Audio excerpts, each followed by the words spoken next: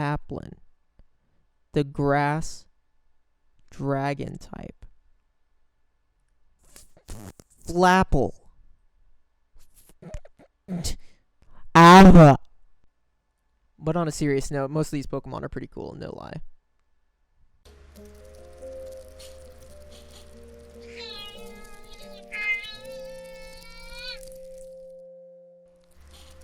Hey guys, jblader here. The next part of this video, I'm going to be looking very critically at some things that I didn't think really stood up in Pokemon Sword and Shield. I want to preface this by saying I think it's a good game. If you like Pokemon in general, I think you're going to enjoy it. I think there's some highlight points. The quality of life is a huge highlight point. Most of the new Pokemon I enjoy. I think their designs are fine.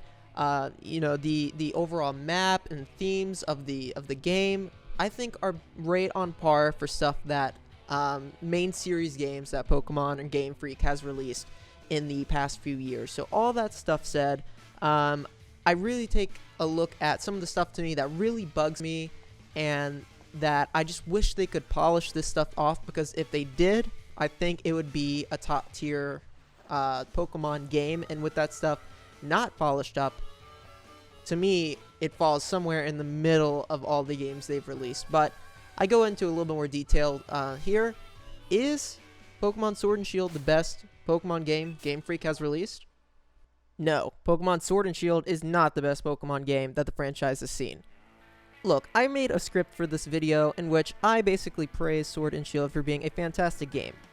I recorded it a few days after the games came out, and the hype train was still going strong. There was nobody really critiquing the game quite yet, but I found a few videos from the past that kind of pinpointed why Game Freak fell on its face here and really overcharged us for a game.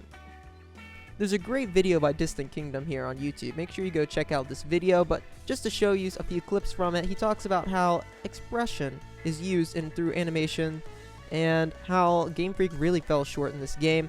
He compares Pokemon Battle Revolution animations to Pokemon Sword and Shield animations, and even black and white animations that were just honestly a lot better than a lot of the animations we're giving here in this game. Now, there's a lot of visual problems with this game, and one of my least favorite features is the render distance problems. When you're loading the new area, or you're riding into a new area, the grass doesn't load, the Pokemon don't load, even the people you're supposed to be seeing and talking to in the game do not load properly. This is a huge pet peeve of mine, and after playing it more and more, it just drives me nuts that this slipped through the cracks, that you have to be super close to a person or a Pokemon to even be able to see it. Even the details, you have to be super close to see it, and I don't understand why this is a big problem, considering this is a huge game in the first place. Game Freak also said they couldn't include the national decks because all the custom animations and all the large detail that would go into the game. And sure, there were a lot of great features, but the animations totally fell short.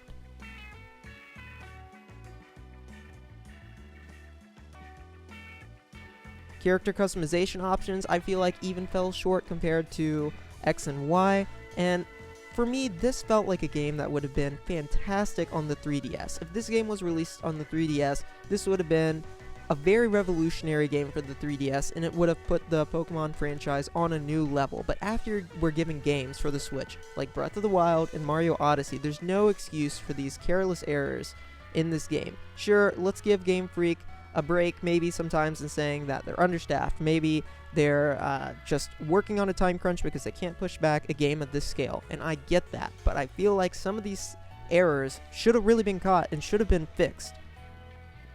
It seems to me like they did put a lot of thought into how the game would be played out. Okay, so they really thought about making the game easier for your average player to use. Egg times are way faster, it's way easier to breed, some of the mechanics are easier, you can access the Pokemon from your party, the introduction of the 2 different types of shiny Pokemon to make some rarer than others. There's a lot of nice things that are given here, okay? We get a lot of items in the game, TMs are easier to get, you can buy TRs, and there's a wide variety of TRs. So they're giving us a lot of great features that is like the wrapping on the box. But inside the box, to the core, if you take away all of those features, the game isn't that great, okay? The storyline for the game, spoiler if you haven't beaten the game yet, is super lackluster. we don't get to really do anything story intensive until the very last part of the game, and it only lasts about 30 minutes if you go through it at a slow pace. We're giving no explanation where Eternatus, one of the Pokemon you catch, comes from, why it is there, why the two legendaries are there. I feel like this whole concept of building it around a UK inspired area, going with this classic sword and shield, they could have done, I hope that they did, a lot of spot research into the history of the UK and the battles that went on there, why the sword and the shield were crucial weapons and important aspects for that time period of the UK history, or even medieval history in general, because I feel like they're trying to tap into that a little bit, but I feel like that doesn't relate to Dynamaxing. Dynamaxing as a concept is never fleshed out or explained why it happens or where it happens. The most we're given is that these magical comets fell from the sky that make Pokemon strong for 3 turns. That's it. That's all we're given as far as Dynamaxing. It's not explained. Is it an aura? Is their mass increasing? Is it a projection? We have no idea. Why are some Pokemon special when they Dynamax, and why are others not? So there's just a lot of unanswered questions, and then the aftergame usually would tie everything up in a nice bow. It would be a little bit extra fun stuff you can do, but instead you have to chase these 2 stupid weirdos around and battle them, and at the end, after they're done insulting you throughout this entire time and claiming that they're royalty, which that's a good concept, okay? They are related to these medieval warriors in some way, and then they just end up saying, oh yeah, we were in the wrong, we turn ourselves in, and that's the end of the story. There's no real character development from any real characters. The only character in the game that I feel like has any solid character development at all in a game, in a role-playing game, is freaking BD, and we only really see his character development because he eventually stops hating you and respects you.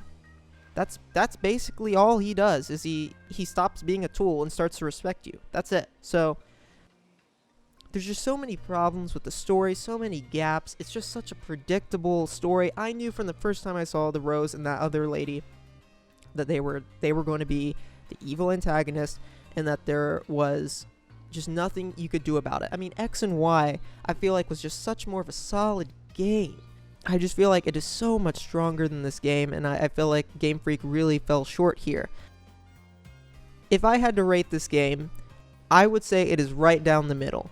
They give us a lot of great features. Whoever is in that boardroom and was thinking of ways to improve the past games, whoever was in charge of quality of life and ease of use things, they were right on target. The quality of life of this game is so convenient, progressing the story really easily, the map feels huge and fresh, the wild area is really fun to explore, there's a ton of different Pokemon to explore and to catch, and you can catch all these Pokemon in the game instead of having to bring them up from past games.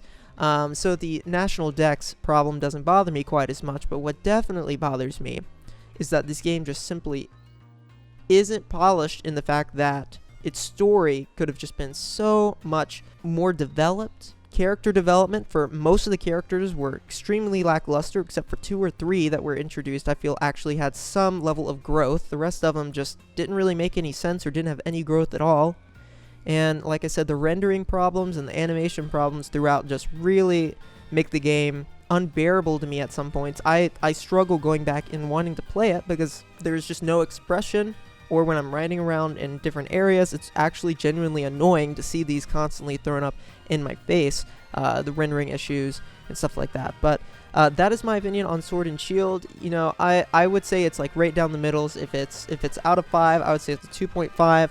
I don't think it's the best game that we've gotten from Game Freak. I don't think it's the worst game that we've gotten from Game Freak, but compared to titles like Pokemon Battle Revolution and XD Gale of Darkness, Pokemon X and Y, I feel like we're just really stronger games for a lot of different reasons, and all of them, of course, are going to have their problems, but I feel like Sword and Shield kind of fell short. But I'm still enjoying the game.